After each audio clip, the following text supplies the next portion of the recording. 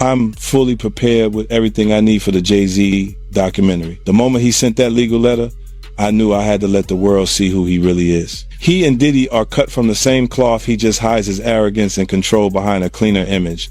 Our feud has lasted 20 years, and I know better than anyone what he's done in the shadows. I even suspect that so-called funeral bouquet wasn't Diddy's idea at all, but Jay-Z acting on his behalf. Back when Nicki Minaj posted that video of him wearing a pink wig, all I did was repost it, and he got so nervous he had his lawyers threaten me. In 2015, Nicki worked her ass off helping him build his platform, and he allegedly pocketed her $7.9 million in royalties. And then there's his fingerprints all over key incidents through the years, whether it's the elevator footage or the guest list at Diddy's parties. He was involved, clearly, but somehow he always walks away untouched. That's what he's best at, pulling strings behind the scenes while pretending to be spotless in public. And now that a corner of the darkness has been ripped open, I'm not stopping. Everything my team and I are doing isn't about attacking anyone. It's about making sure the truth can't be buried by him ever again. If he ain't answering the phone, he ain't answering the motherfucking phone. Yeah, it's like this, like we had a black billionaire's lunch. Black excellence. They're sitting there like, yeah. It's the billionaire brunch. Oh, Like, I hate you, man. And we here together, and we're gonna keep staying together. We getting tighter. unaware of anything going on here. This is the one time I'm gonna be with you this year. Yo, I feel like I'm normal again. Get me out of here. Jay-Z is facing mounting scrutiny as reports suggest that alleged private exchanges between him and Diddy have entered the public conversation, triggering widespread online reaction.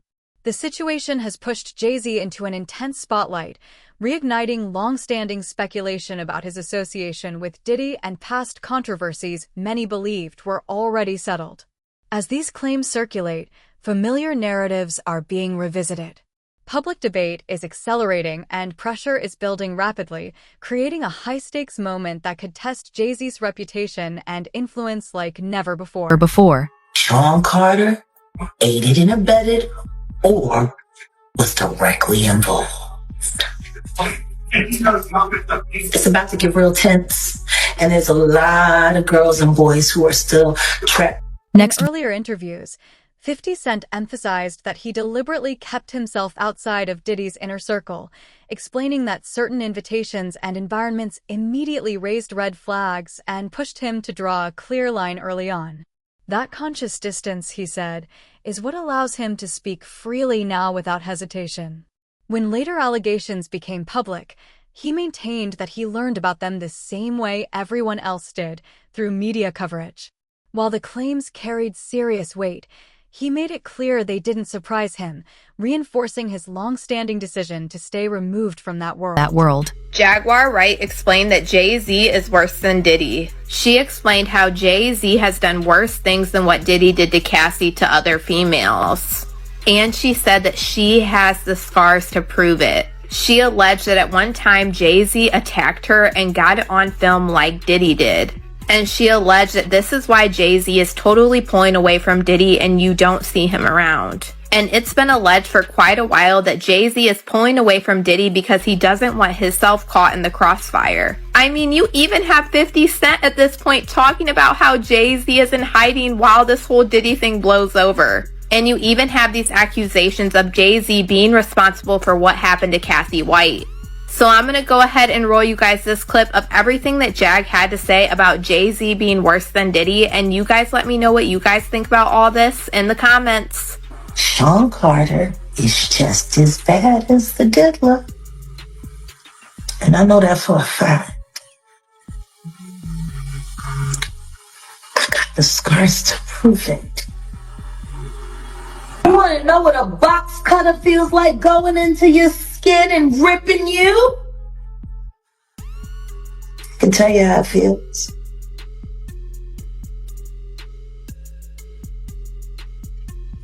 Y'all ain't seen shit yet. That Cassie shit, that's nothing. I'm saying Sean Carter remembers everything he did to me and he's got it on tape.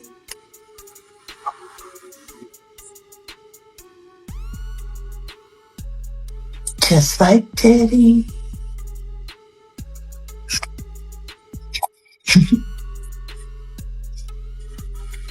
And they're going to be crazy. It's going to be the women that get them in the end. As the investigation widened, attention steadily shifted toward Jay-Z, with critics questioning his silence as developments around Diddy continued to unfold.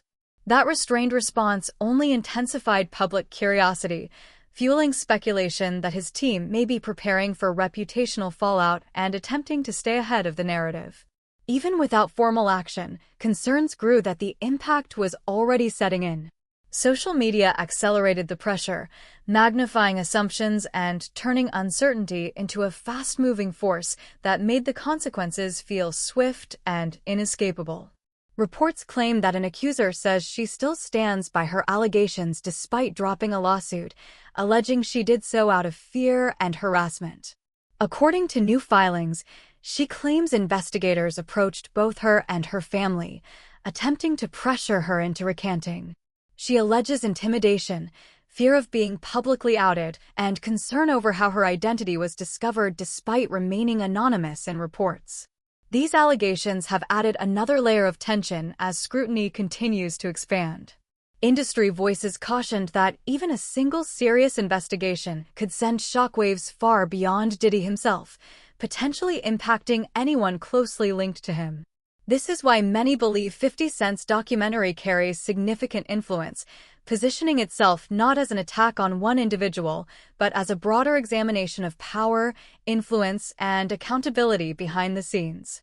Observers have also questioned how Diddy remained shielded for so long, pointing to powerful networks and tightly controlled messaging as speculation intensified. Exactly what Jay-Z's accuser is saying, that even though she dropped the lawsuit, she still stands by what she says, and she only dropped it because of harassment and the fact that she's terrified of Jay-Z. She says that Jay-Z is allegedly bullying her into saying that her accusations were false. In fact, in new legal documents, she is claiming that she was recently approached outside of her home and cornered by two people who told her they were investigators working for one of Jay-Z's lawyers. She claims they tried to get her to sign an affidavit stating that her claims against Jay-Z were false, but she refused. Jane Doe also claims the alleged investigators asked her if her attorney, Tony Busby, sought her out as a client and offered her money to pursue false claims against Jay-Z, two allegations she says she denied. He says this alleged confrontation left her intimidated and terrified, wondering how they found her when her identity had remained anonymous in media reports and legal proceedings. He also claims that her parents were approached by two investigators asking similar questions about Busby and her story. In the new documents, she reveals she decided to drop the claim because she was frightened by the reaction from Jay-Z and his supporters. He says she feared she would be publicly outed and subjected to public Industry voices cautioned that even a single serious investigation could send shockwaves far beyond Diddy himself, potentially impacting anyone closely linked to him. This is why many believe 50 Cent's documentary carries significant influence, positioning itself not as an attack on one individual, but as a broader examination of power, influence, and accountability behind the scenes. Observers have also questioned how Diddy remained shielded for so long, pointing to powerful networks and tightly controlled messaging as speculation intensified. But the only thing I'm interested in him talking about is everything he knows about Kathy Coriana White. See, I know you know what happened to Corey. Diddy, I know that. You and Jay-Z down in Vegas at Tao with Claudia. Why don't you just talk about Kathy? That might help.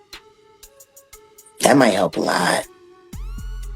Kathy Coriana White, Jay-Z's pregnant mistress, who died 24 hours after she announced that she was going public with their relationship and the baby while he was married to Beyonce.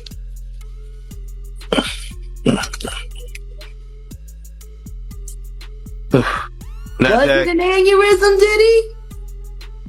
Or are you the one who paid the same coroner that you...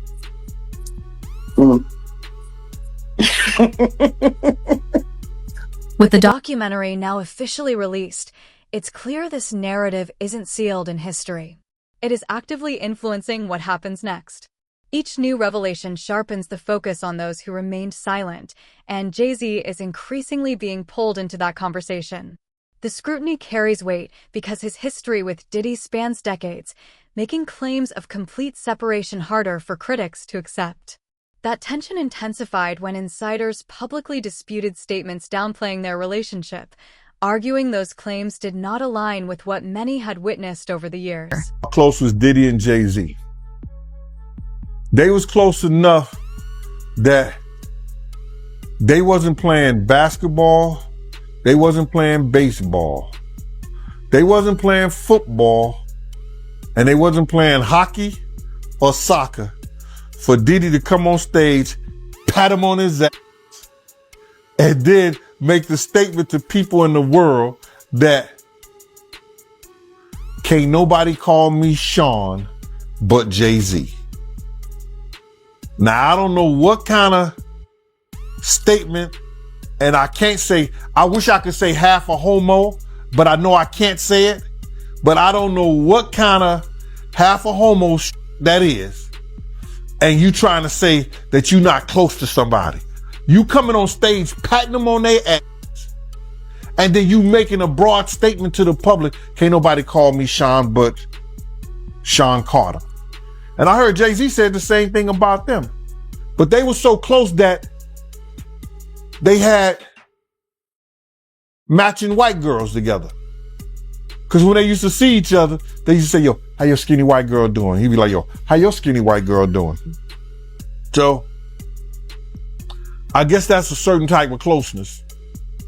I ain't know anything about that, man. I ain't know about, Jay touching his, ass. I got to go see the video. I ain't hear about that. Come on, man. Everybody's seen that. 50 even pointed it out. Excuse me. When they was in ATL on stage. Remember when 50 bum rushed the stage with them? Yeah, I think I recall that.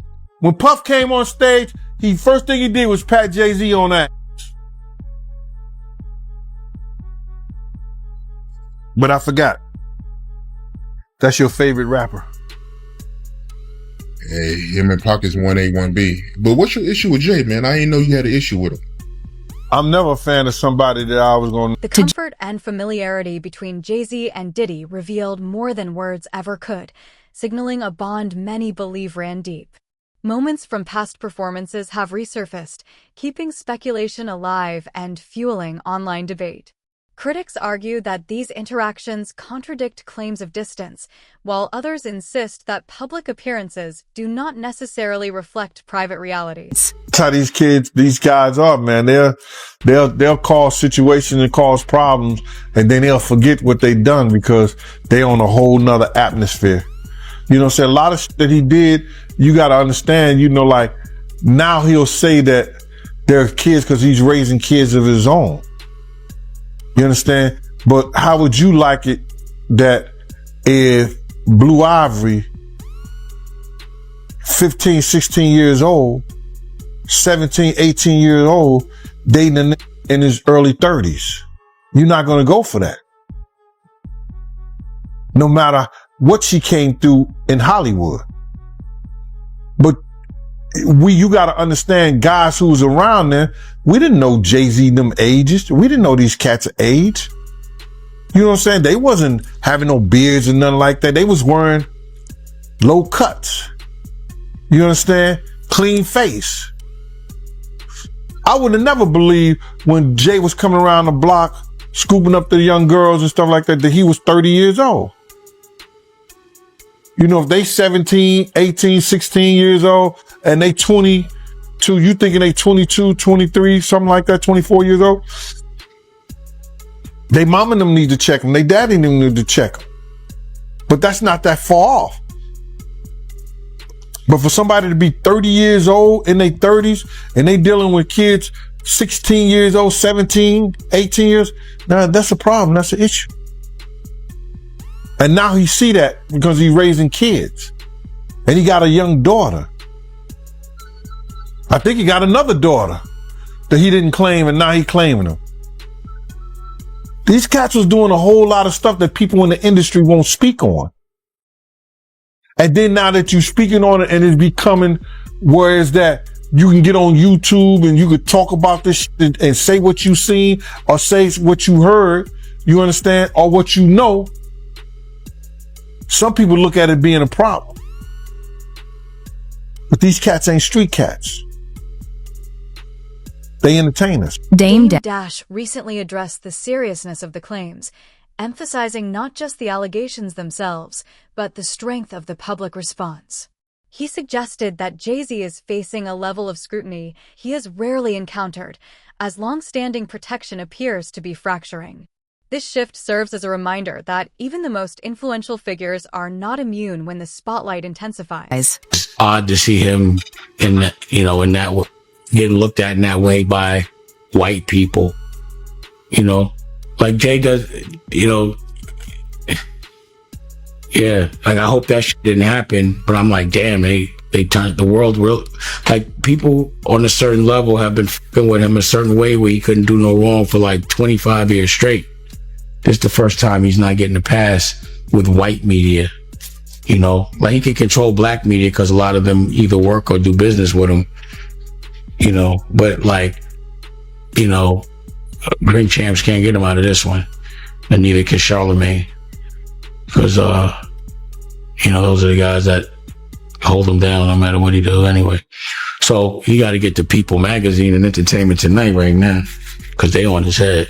But the question is why? Like, why now?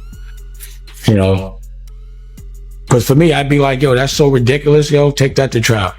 She's not going to win. Let's get a deposition or something, So I don't know why they get on his head so much, pause. But I never seen him, under this, I never seen him in this position to have to explain himself. Pause. How you feel about the statement he came out with? I mean, I didn't hear him say anything. I heard a piece of, like I said, I'm doing an interview, so I talk.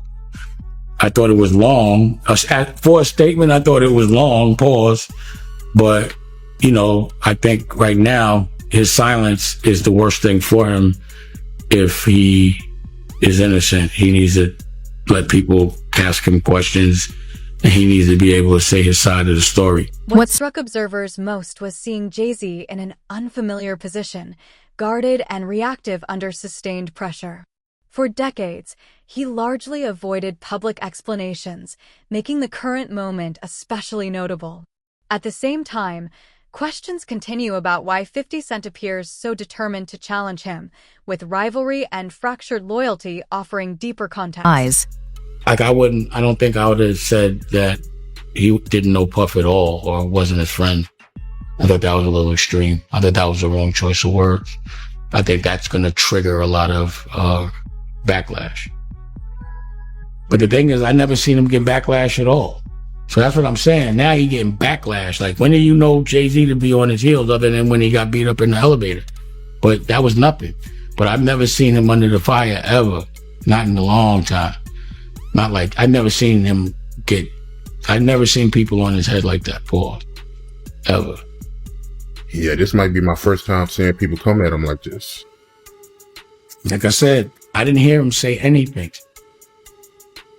Like, I'm not some white man speaking for another black man doesn't add up. It just doesn't work like that. Like, he doesn't know what to say on Jay's behalf.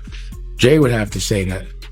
So if he instructed him to say that, like, you don't even know if Jay told him to say that. He could have got off the stage and they was like, why'd you say that?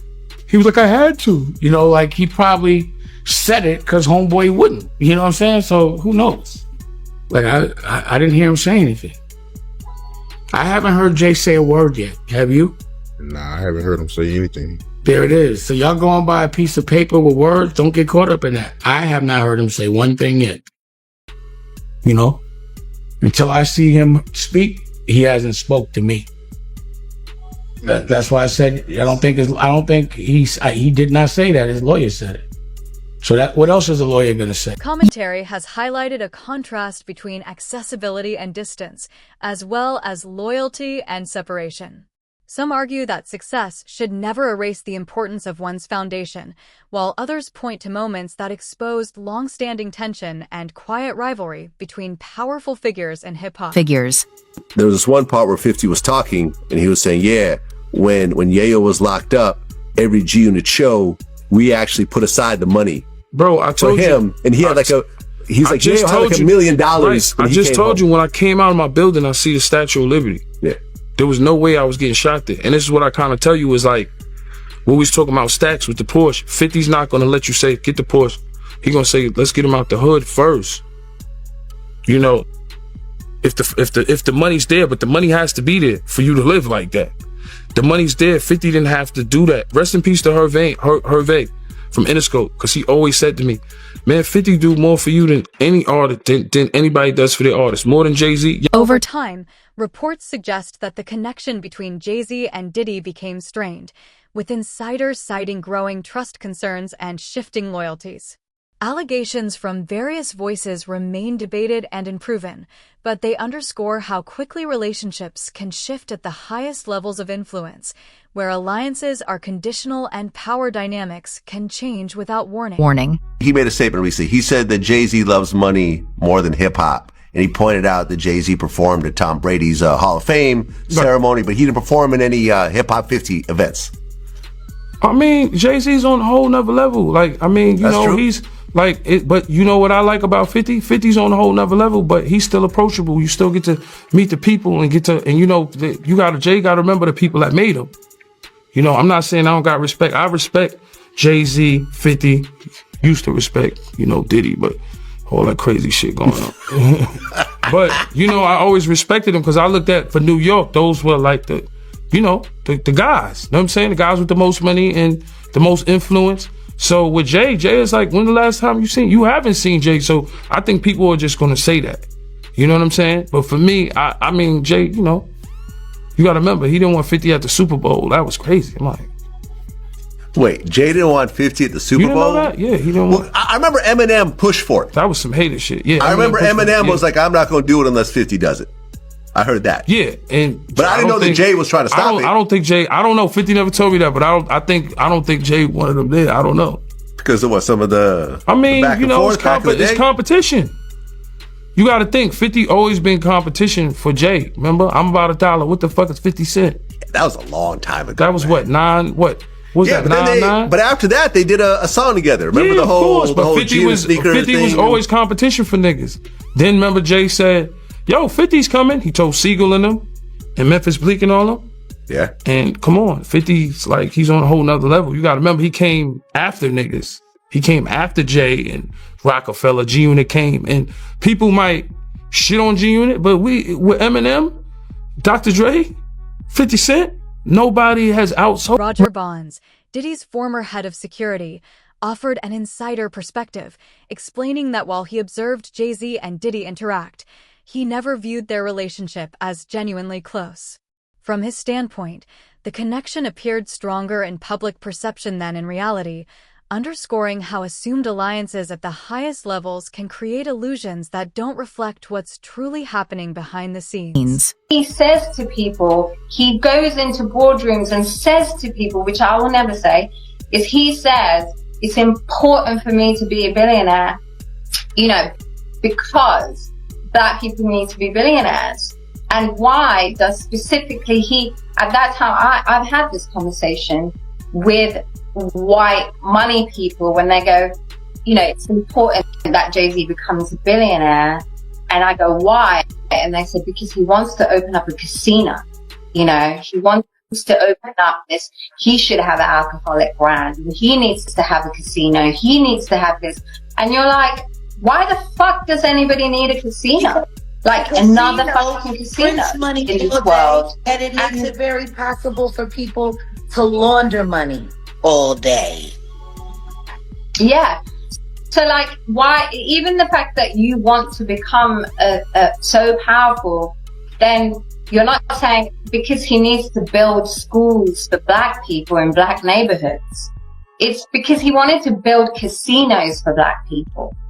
For them to keep wasting their money and then for him to keep giving them overpriced merchandise. It's a rat trap. Yeah. All of it is. The sad part is that hip hop has now turned itself over to this greed machine and doesn't realize it's time to. Those close to Diddy's circle have often noted that he repeatedly backed Jay-Z publicly, offering visible support that was rarely matched in return. This imbalance highlighted how loyalty at the highest levels can sometimes flow in only one direction, revealing a reality that contrasts sharply with polished public images. Why now? Why? Because he's the acceptable monster at this time, like R. Kelly was the last time I sat on this couch. So who's next? Y'all don't see the lineup? Yeah, we see the lineup. I'm just waiting to see who's next. Jay-Z is setting Diddy up. Why is everyone having such a hard time? He ain't doing different. He lined up D. Haven, stole his life and identity. He lined up Big L, stole his life and identity. He lined up Dame Dash, stole his life, identity, and took his love. Lined up R. Kelly. He wants to be the one. Yeah, shout out D. Haven. He actually hit us up, wanted to tell this story. You need to talk to D. Haven. Yeah, we need to talk to him. I told you that last year when I put you on the phone. From his one viewpoint, Jay-Z and Diddy were never the tight-knit allies many believed them to be. While they moved in the same elite spaces and benefited from shared influence, genuine loyalty may never have truly existed. Over time, those fractures became impossible to ignore, reshaping how their relationship is now understood.